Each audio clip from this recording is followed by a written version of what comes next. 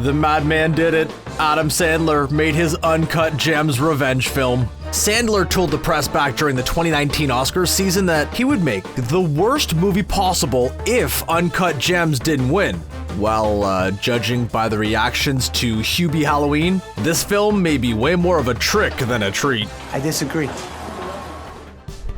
Okay, let's just clarify the point that we're trying to make here. Some of you watching this may not feel like this is Adam Sandler's worst movie ever. The Rotten Tomatoes score for this film hovers around the 50% mark, and IMDb's total score seems to be the same. So clearly, critics and audiences agree for the most part that it's not his worst film. The ridiculous 6 is holding on tight to that position. We're not talking about the idea that it's factually his worst movie ever. That's an argument for a different day. Come on, we can all agree on that. Okay, I see him. All right, I'm hanging up. The film certainly isn't as good as Uncut Gems. It's not even close to his golden years in the 90s, and there's no way it's going to win an award for Best Picture at any awards ceremony. However, Hubie Halloween is probably going to miss the nominations for a Razzie this year by the skin of its teeth. Why then did we decide to put that Sandler made his worst movie ever in the title? Because he did make a flop in a whole new way, and the evidence is right there for everyone to see. This entire film was constructed to get revenge on the Oscars results since Uncut Gems didn't win enough. For the first time in his career, Sandler produced a dud that the whole cast had joined in on for the joke. They intended for it to flop. It's a shocking idea to consider, but hey, hang on. The facts are quickly coming in. It may not have worked perfectly, but gosh, was Sandler close to making his worst film ever entirely on purpose? Here's the big bonus. You don't have to sit through it all and discover this truth for yourself. We went over the entire movie and found all of the evidence to show you.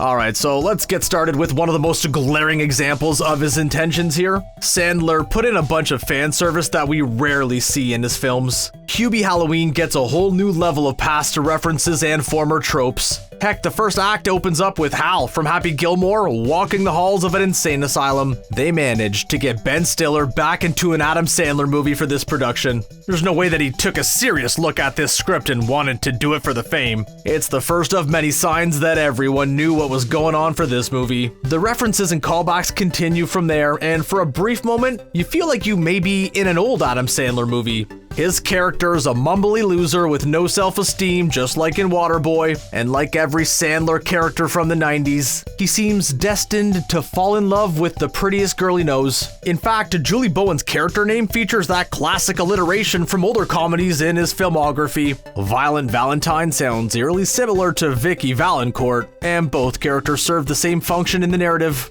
We even get a quick O'Doyle rules from one of the kids as they hurl things at Hubie on his bike. So what's Sandler trying to accomplish with all of these callbacks that he's been known for? Well, we have one theory. Sandler is trying to tell us something. Whoa, look out. It's him showing every viewer at home that he knows the tropes and moments that made him famous. All right.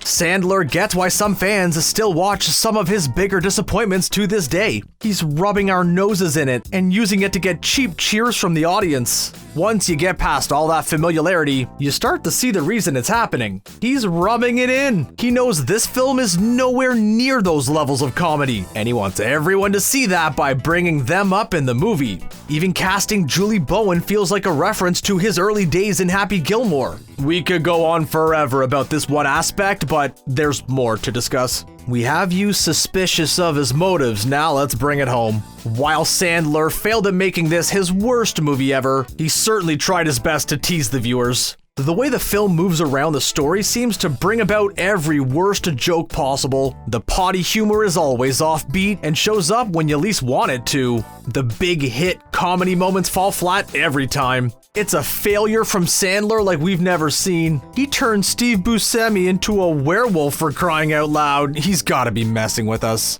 Rob Schneider's cameo is hidden under a mask and wig for the entire film, and even Kevin James is tucked under tons of hair. All his friends and favorite co-stars get tucked behind disguises while everyone else appears as is. Sandler himself plays up his off-putting accent in the film and amps up the self-deprecating humor to levels that we've never seen before.